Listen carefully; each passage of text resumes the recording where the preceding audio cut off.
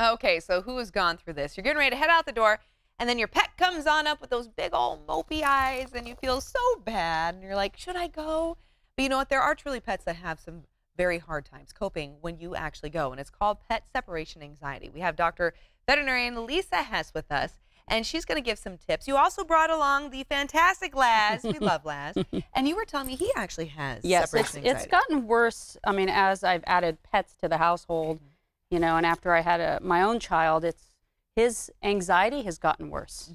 And to be understandable, so I mean, we were talking about this, probably that competition for attention, right? Yeah, it is. But yeah. what is separation anxiety though for pets? True anxiety happens. Separation anxiety happens when you're not home. It only happens when you're not home.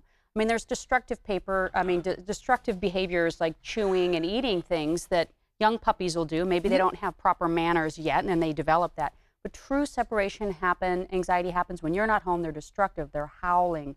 They're barking. They're destroying things. They're defecating. They're urinating. They're clearly stressed out. Okay, so those are the signs. Yeah. And is it obvious when your pet has it? It may not be obvious. You come home and see the destruction. Sometimes you'll see the anxiety start when you're getting ready to head out the house. Sometimes you'll see them starting to pant or get anxious or whine and get vocal. And that's the time when you start seeing those early cues to go, okay, what can I do to help? And things that you can do to help are, you know, desensitize, you know, and change things. For example, grab your keys and go sit down and watch TV. Okay. Put your shoes on and go sit at the kitchen table. Do things that are really, you know, confusing them so that they don't know where you're going, so they don't get all amped up before you leave. Okay, so keep them from escalating. Okay. And, please tell more if you got more tips. The other thing that's really helpful is give them, when you do leave, give them rewards that only happen when you're gone. Oh. Only happen when you're gone. Okay. So there's food puzzles, there's Kong toys, certain treats, and when you come home, you take them away. So they know separation, hey, it can be fun. Okay, that's not it only happens to be when, anxious about. right, it only happens when you're gone.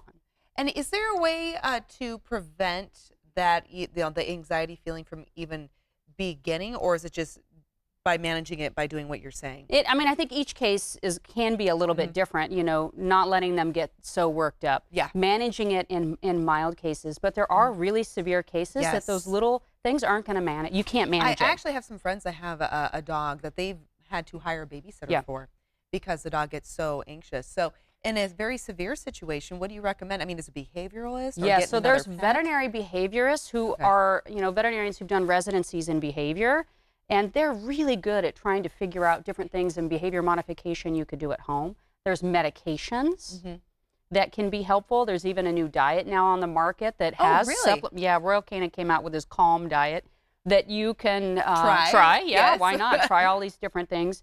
But it comes down to you have to have time and be willing to go through these steps.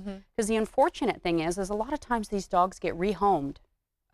Because they're so destructive in your house, and they get rehomed. Don't know how to manage that. And when they end up in a new home, that anxiety amps up even more. Yes. So it does take someone willing to go, I think my dog's going to go to doggy daycare 2 days a week, and I'm going to spend time exercising my dog, stimulating kind of the mental energy, trying to get them so they're tired when you leave the house.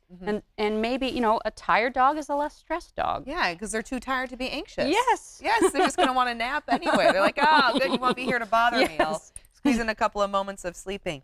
Lisa, we greatly appreciate your insight. It is so fantastic. And Laz, you are such a wonderful little guest. Isn't he just a great little spokesperson right here? We love it. Thank you very much. Thank you. Greatly appreciate it. This interview involves commercial content. The products and services featured appear as paid advertising.